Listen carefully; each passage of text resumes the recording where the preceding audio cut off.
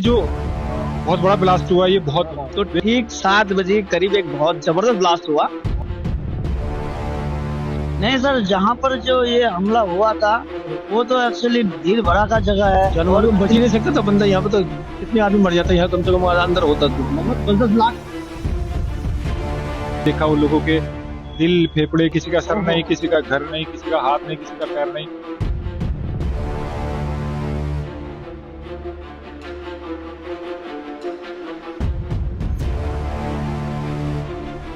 I-20 car थी, उसमें ममता कई लोग मारे गए उसमें। जा रहा हूँ, किसी की आंखें पड़ी है, किसी के पैर पड़े हैं, किसी के हाथ पड़े हैं, गाड़ी के ऊपर।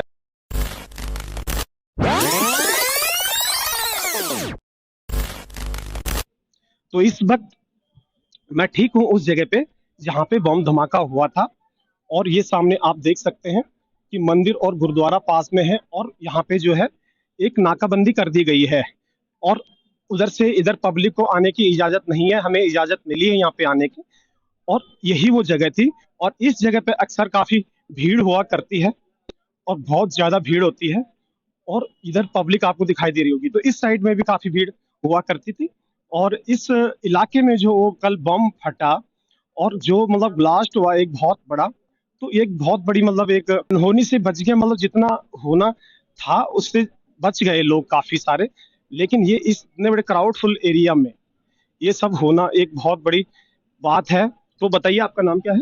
विजय नाम है जी। विजय नाम की। विजय जी, ये बताइए कि यहाँ पे जब शाम को 7 बजे बम ब्लास्ट हुआ तो उस वक्त क्या मतलब था? यहाँ पे भीड़ भाड़, लोग कितने थे और क्या मंजर था उस वक्त? देखिए, पब्लिक तो बहुत थी, क्राउड भी हाँ, बहुत था और लोग अपनी शॉपिंग शादी कर करके अपने चांदी चौक से जा रहे थे।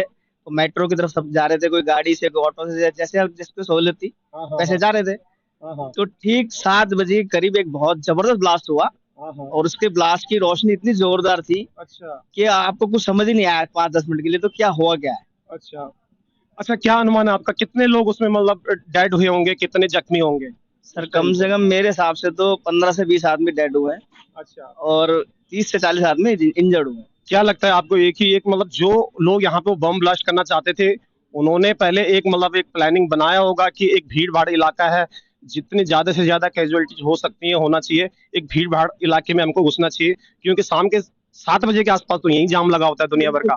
और भीड़ भाड़ वाली तो ये मार्केट है। तो क्या आपको इसमें कोई आतंकी साजिश का लगता है? सर, ये तो प्री प्लानिंग ही लग रही है पूरी, जिस हिसाब से हमने कल भी न्यूज में संडे टाइम्स में पढ़ा है कि 350 जो विस्फोटक पदार्थ फरीदाबाद से फरीदाबाद में पकड़ा गया, वो कश्मीरी जो इन्वॉल्वमेंट। इन्वॉल्वमेंट है उसमें। हाँ, बिल्कुल बिल्कुल है सर। और ये गाड़ी कम से कम 3 घंटे तक पार्किंग में खड़ी रही है। बिल्कुल, बिल्कुल। तो ये सर इन्वॉल्वमेंट तो है, कहीं ना कहीं गाइडेंस तो मिली कि आपको इतने बजे करेक्ट आपको यहाँ पॉइंट पे पहुंचना है। उसके बाद ये हुआ कहाँ पे था ये? एग्जैक्ट आपको ये मेट्रो गेट नंबर 4 है। ये वाला? रोड ये मेट्रो गेट नंबर 1 है, उसके अपोजिट साइड रोड क्रॉस करके मेट्रो 4 नंबर गेट है, उसके बिल्कुल जस्ट पास हुआ है।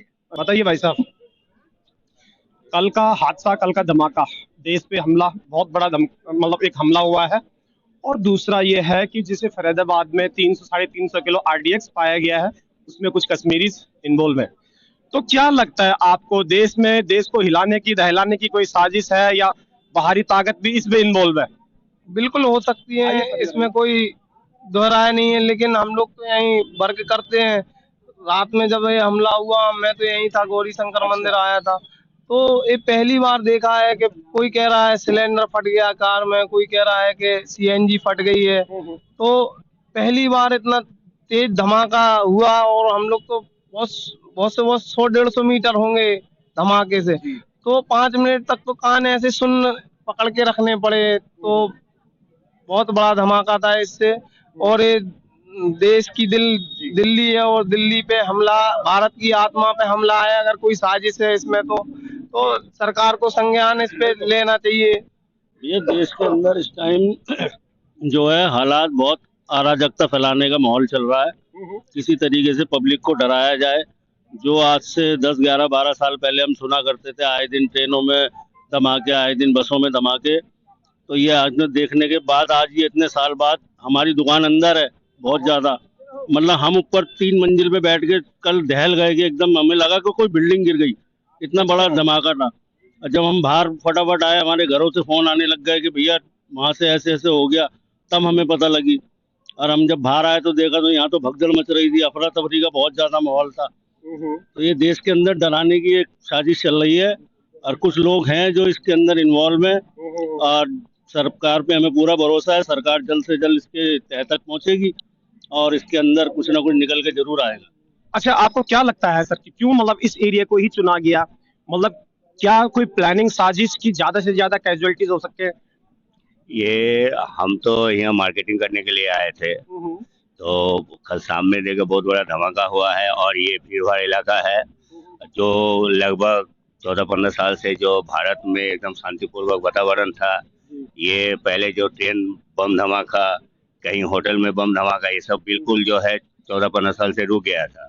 फिर कहीं ना कहीं ये लोग को आक्रोश होगा जो कि नहीं, भारत को कैसे फिर जो है ये बम धमाका के थ्रू जो डिस्टर्ब किया जाए, बस यही मकसद होगा। अब मेरा थोड़ा सा क्वेश्चन, थोड़ा आप ऊपर बढ़ेंगे। अब इसमें आपको क्या लगता है कि कुछ तो बाहरी ताकतें होंगी जो देश को लाना चाहते हैं, अब देश के अंदर से भी कुछ ऐसे एलिमेंट हैं जो कि देश को कमजोर करना चाहते हैं? जी सर, बिल्कुल, क्यों नहीं। पहली तो बात तो यह है कि जो ये साजिश रची गई देश के अंदर ही रची गई है, जिसमें कोई बाहर का आदमी नहीं हो गलत। कोई अपने गली मोहल्ले में या देश में कोई ऐसे नहीं घुस सकता बिना उसको पनाह दिए हुए। जब पनाह देंगे तभी तो यहाँ आएंगे ना। बिल्कुल बिल्कुल। और ये बहुत बड़ी साजिश है देश के लिए, मतलब जो यहाँ ब्लास्ट हो उसके लिए नहीं, पूरे देश के लिए बड़ा साजिश है। जैसे फरीदाबाद में पकड़ा गया, वही फरीदाबाद में 350 किलो आरडीएक्स, फिर उसके दूसरा घर भी चेक किया गया तो उसमें 2500 किलो आरडीएक्स और पकड़ा गया है। तो ये पूरे देश के लिए बहुत बड़ी साजिश रची जा रही है और इसको हमारे प्रशासन को रोकना जरूरी है। और जो गाड़ी सुनने में आ रहा है कि जो गाड़ी यहाँ थी वो एचआर की थी ना, जिसमें एचआर की, तो फरीदाबाद भी हरियाणा में पड़ता है। तो आपको लगता है कि उन्हीं लोगों का इस लिंक होंगे? और आप जिस हिसाब से, और कहीं ना कहीं देखा जा रहा है, पहले तो वो मोहम्मद सलमान की गाड़ी नाम आया सामने, उसके बाद वो एक नदीम उनने बोला कि मैंने किसी नदीम को बेची है, फिर उसके बाद उसको देखा जा रहा है तो पुलवामा में वो रहने वाला निकल रहा है। तो ये कहीं ना कहीं कश्मीरी कनेक्शन और जो बॉर्डर पार से कनेक्शन हो सकता है। देश की खिलाफ ताकतें हैं जो साजिश रच रही हैं भारत के खिलाफ, तो ये सरकार को बहुत कुछ कंट्रोल करना पड़ेगा। क्योंकि ये जो पहले हमें विदेशियों से लड़ने की जरूरत नहीं, पहले तो अंदर ही के जो आतंकवादी इनको खत्म करने। तो क्या लगता है आप लोगों को कि सबसे पहले जो दुश्मन देश के अंदर बैठे हैं उनसे निपटना चाहिए या बाहर वालों से? देश के अंदर निपटना चाहिए। जो दुश्मन देश के अंदर बैठा हुआ है, पहले उनसे निपटने की कोशिश करनी चाहिए हमारे प्रशासन को। उसके बाद हम बाहर जाएंगे। बाहर वाला इतना करीब नहीं आ सकता हमारे यहाँ पे। आज एक सवाल है, यहाँ पे जो कुछ हुआ उसमें खाली हिंदू ही मारे गए हैं, उसमें तो मुसलमान भी मारे गए होंगे, उसमें तो क्रिश्चियन भी मारे होंगे, उसमें तो जैन बुद्ध सब मारे गए होंगे। तो अगर ये ब्लास्ट होता है तो जिनने करा है उनने तो हिंदू देख के ही मारा है कि हिंदुओं की जान जाएगी, लेकिन उसमें तो सबकी जान गई होंगी ना, उसमें सबकी जान गई, घायल तो सभी लोग हुए होंगे। तो ये कहीं ना कहीं देखना चाहिए सरकार को, और पूर्ण तरीके से आतंकवाद को जड़ से मिटाना चाहिए भारत की भूमि से। पाकिस्तान में थोड़ा अंश है तो उसको भी देख रही है सरकार, लेकिन भारत की भूमि से तो आतंकवाद को मिटाना ही चाहिए अटल। क्योंकि वोट ही हम लोग ने मोदी सरकार को 3 बार दिया है, आतंकवादियों के खिलाफ दिया है और कई मुद्दों पे दिया है। तो अगर मोदी सरकार वोटें खाती है आतंकवाद के नाम पे तो इसको देखना चाहिए मोदी सरकार को। इतना ही हमारा। अभी तो बोलने की कंडीशन में नहीं हो, क्योंकि कल जो धमाका हुआ है वो गौरी शंकर मंदिर के बाजू में जो चाय की दुकान है वहाँ मैं खड़ा था और जस्ट मेरे आंखों के सामने वो धमाका हुआ है। मेरे सामने में पैर के टुकड़े और हाथ की उंगलियां आके गिर गई थी और 300 मीटर तक के उसके चिथड़िया आदमी के मांस उड़े हुए हैं और मैं 150 मीटर के रेंज में मेरे सामने आके गिरे। तो एक्चुअली मैं सॉरी बोलता हूँ कि मैं अभी बोलने के कंडीशन में नहीं हूँ, क्योंकि मैं थोड़ा सा शॉक हूँ। यस, तो शायद आप इनसे पूछिए। गलत है, ये सिलेंडर का गैस का नहीं है, ये बॉमी का इसका है। जितना आवाज हो तो काट बंद करना पड़ा, इतना ये लोग बिल्कुल ऐसी है। जो भी है गलत है, सरकार को साजिश करने चाहिए, ये बात है। बिल्कुल ऐसे नहीं होना चाहिए, बहुत सारे आदमी मर गए इसमें। नहीं, अब इसमें क्या कहते हैं कि देखो देश हमारा तुम्हारा सबका है, कुछ लोग इसमें जो रह रहे हैं और इसी देश के नागरिक हैं और वो ऐसी चीजों में इन्वॉल्व है और ये यहीं का खा रहे हैं और इस देश को निपटाना चाह रहे हैं। ये चीज जब बंद नहीं हो सकती ना तो ये चीज तो बहुत अटेंडम में इसको जो है ना सोचना चाहिए। जब अपने देश का गद्दार है तो अपने देश को सुधार क्यों नहीं रहे भाई? बाहर का आ रहा ठीक है, बाहर का तो आएगा, वो कहीं से भी आएगा, ठीक है, लेकिन अपने देश के उनको नहीं सुधार पा रहे हो तो किसे सुधारोगे? हमें तो अब क्या है, मतलब क्या अब आपका मैसेज क्या है सरकार को कि किस तरह का कदम उठाए, किस तरह का मतलब एक बर्ताव करे, आप किस तरह से मतलब स्ट्रिक्टनेस आए? सरकार को तो सब कुछ मालूम होता है। सर कल का जो हादसा हुआ है, जो बॉम्ब ब्लास्ट यहाँ पे हुआ है हाई डेंसिटी एरिया भीड़ भाड़ इलाके में, आपको क्या लगता है कि ये एक साजिश और एक प्लान के तहत किया गया कि जहाँ बहुत ज्यादा भीड़ भाड़ है ये एक्सप्लोजर वहीं पे करना है? साजिश की तरह से हुआ है, साजिश की तरह से हुआ है। यहाँ से कोई काम होता नहीं था कभी। अच्छा। हाँ, अगर भीड़ भाड़ तो वैसे अंदर रहती है, वहाँ तो ट्रैफिक रहता है, बस ट्रैफिक के लिए ही और फिर 7 बजे का टाइम जो एक जाम का समय होता है, इस टाइम जाम तो वहाँ तो सारा दिन रहता है। वहाँ तो जाम सारा दिन रहता है, क्योंकि वहाँ लाल बत्ती काम नहीं, लाल बत्ती के चक्कर में जाम तो लोग आना जाने का ट्रैफिक है, मेट्रो के चक्कर में भी लोग आना सड़क पार करते हैं, तो जाम तो रहता ही रहता है। अच्छा, ये भारत के अन्य शहरों अलग अलग शहरों जैसे फरीदाबाद में जो ये लोग पकड़े जा रहे हैं, जो 3500 किलो RDX लेके 2500 RDX दूसरे घर में मिल रहा है, आपको क्या लगता है कि ये एक प्लानिंग चल रही है कि दिल्ली और NCR को दहलाने के लिए? और ये कौन है और ये पकड़े क्यों नहीं जाते? सुरक्षा महकमा को इनका मतलब एक पता क्यों नहीं चल पाता कि ये चल क्या रहा है देश में? इंटेलिजेंट फेलियर लगता है आपको इसमें? नहीं, इंटेलिजेंट फेलियर नहीं है। ये उनकी साजिश ही होती है कि जैसे कहाँ करें, कहाँ जब भीड़ भाड़ ज्यादा हो वहीं करेंगे ज्यादा। ये तो उन्हीं लोगों के, क्योंकि जिसका मेन मालिक तो कश्मीर का था, जो आखिरी गाड़ी वाली डॉक्टर उसके नाम की गाड़ी थी ना ये गाड़ी थी। तो अब क्या है भारत सरकार को मतलब किस तरह का एक्शन और क्या इस पे अब करना चाहिए, क्योंकि काफी सालों से ये चीज रुकी हुई थी? जैसे पहले किए पुलवामा की, ऐसे इनको दोबारा करना चाहिए जैसे पाकिस्तान ने दोबारा किया। और ये पाकिस्तान से ही जुड़े हुए लोग हो सकते हैं जिस तरह के, क्या कहते हैं आप? हाँ, पाकिस्तान से जुड़े तो बाकी तो कोई बाकी करने की हिम्मत नहीं है यहाँ पर करने के लिए। और इसमें सबसे पहले सरकार को देश के गद्दारों से निपटना चाहिए जो यहीं का खाते हैं और अपने ही देश को बर्बाद कर रहे हैं, या पहले बाहरी ताकतों से लड़ना चाहिए? पहले अपने घर का सही करें ना, फिर बाहर को दोबारा देखेंगे ना। फिर घर से पहले बच्चों को पकड़ो, फिर देखो अपने पता चले कौन कौन है कौन नहीं है, पता चल जाएगा। आप बताइए सर, देश के घर के अंदर जो गद्दार बैठे हैं उनसे निपटना चाहिए किससे? उन्हीं से निपटना चाहिए, उन्हीं से निपटना चाहिए ना। बिल्कुल। तो ये मतलब कितने खतरनाक हैं ये लोग जो कि देश में ही रह रहे हैं और बाहरी ताकतों से मिले हुए हैं, एक्सपोजर ये RDX वगैरह फैला रहे हैं और इस तरह के धमाके कर रहे हैं। हाँ, तो उनसे तो होना चाहिए, निपटना चाहिए, उनसे निपटना चाहिए। हाँ बिल्कुल। जो कोई पॉलिसी स्पेशल बनानी चाहिए सरकार को कि हाँ कि इनको जड़ से खत्म किया जाए, इनकी मतलब एक जो इंक्वायरी होती है सही ढंग से बिठाया जाए, वो तो करना चाहिए, पॉलिसी करनी चाहिए। सीधा लटका दो, काम खत्म कर दो, जैसे जो सऊदी अरब में वगैरह होता है ना, वैसे गुरुद्वारा काम निपटाओ, इनको पालने की जरूरत नहीं है। और इससे भी पहले अभी कल परसों की कई जगहों पे ऐसे जो कई मतलब यहाँ के जो खबरी हैं पाकिस्तान को दे रहे हैं और यहाँ से खबर दे रहे हैं, यूट्यूबर भी हैं उसमें शामिल बहुत सारे। तो हमारे देश में क्यों मतलब इतना आसानी से ये चीजें हो जाती हैं? कानून लचीला है या कानून का खौफ नहीं है? कानून बड़ा लचीला है, डर नहीं है किसी को कानून? केस चलता है 5 साल 10 साल 15 साल केस चलता रहता है, मतलब लोग आते लोग तो भूल ही जाते हैं क्या हुआ है क्या नहीं हुआ, तो सब हो जाता है। ठीक, आप बताइए सर। सर देखिए, यहाँ पे जो भी आप बता रहे हैं कानून लचीला है, सरकार की कमी है या पुलिस की कमी है, ये पब्लिक प्लेस है। पब्लिक प्लेस में लोगों को बिना चेकिंग के अंदर लेके आते हैं।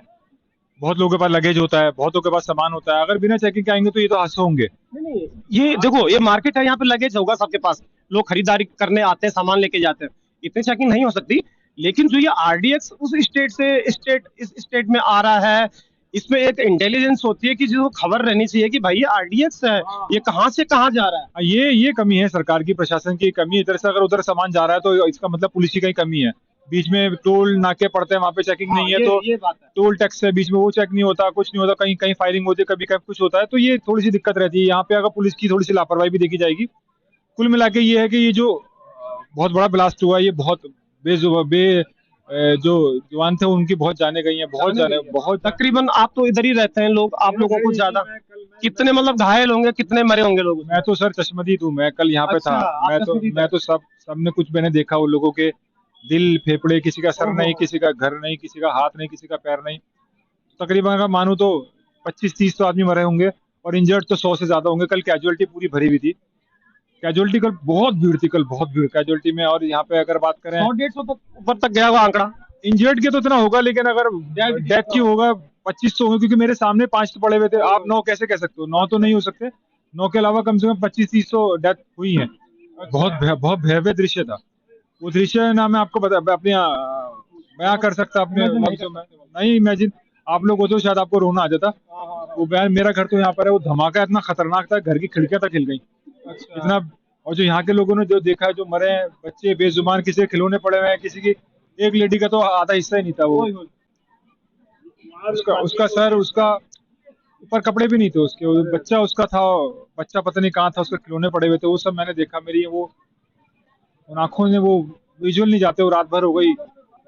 और सोचने वाली बात इसमें यह है कि जो बंदा आरडीएक्स 350 किलो रखा हुआ फरीदाबाद में पकड़ा गया, वो फरीदाबाद की एक यूनिवर्सिटी में डॉक्टर है, वो फरीदाबाद की यूनिवर्सिटी में भी डॉक्टर है। वो पता लगा न्यूज में, जो ऐसे पता लग रहा है डॉक्टर है वो। गाड़ी जिसके नाम थी वो भी कोई फरीदाबाद लेडी डॉक्टर है। गाड़ी जिसके नाम HR नंबर हुआ वो भी कोई था, कोई इतना तो नहीं पता। उसकी भी CCTV फुटेज सामने आई है। उसके बाद ऐसी बात नहीं है। उसके बाद देखते हैं क्या प्रशासन क्या एक्शन लेती है। फिलहाल तो यहाँ पे सब मार्केट बंद है, 2-4-5 दिन तो मार्केट बंद ही रहेगी ज्यादा। देखते हैं बाकी क्या प्रशासन क्या एक्शन लेती है, पुलिस क्या एक्शन लेती है। लेकिन कुल मिला के बहुत भयावह दृश्य था। 26/11 की अगर बात करें, पुलवामा अटैक से भी मुझे लग रहा है बहुत बड़ा मतलब हमला था। ये बहुत बड़ा हमला था यार। ये वर्डों में नहीं बयां कर सकते इसको मैं। बहुत बड़ा हमला हुआ है ये। आप इधर ही रहते हैं? कल का हमला जो हुआ था उसके बारे में बताइए, जो धमाका हुआ है। बम धमाका, बहुत बेचारे बहुत लोग मर गए। अच्छा नहीं वैसे करा इन्होंने। फांसी लगा के मार जिन्होंने भी लगाया, इनका सख्त कार्रवाई करनी चाहिए। आपको क्या लगता है कि जिस तरह से फिर से आतंकवादी गतिविधियां देश में बढ़ रही हैं, कोई कश्मीर का प्रोफेसर है, फरीदाबाद की यूनिवर्सिटी में पढ़ाता है, वो 3500 किलो आरडीएक्स एक गांव में छुपा के रखा हुआ था। तो ये सरकार को क्या मैसेज देना चाहेंगे कि इस तरह की चीजों को और ये इस तरह के लोगों को कैसी सजा मिले और किस तरह का मतलब एक रुख अपनाए? इनकी कार्रवाई अच्छी तरह करनी चाहिए, सख्त कानून बनाना चाहिए।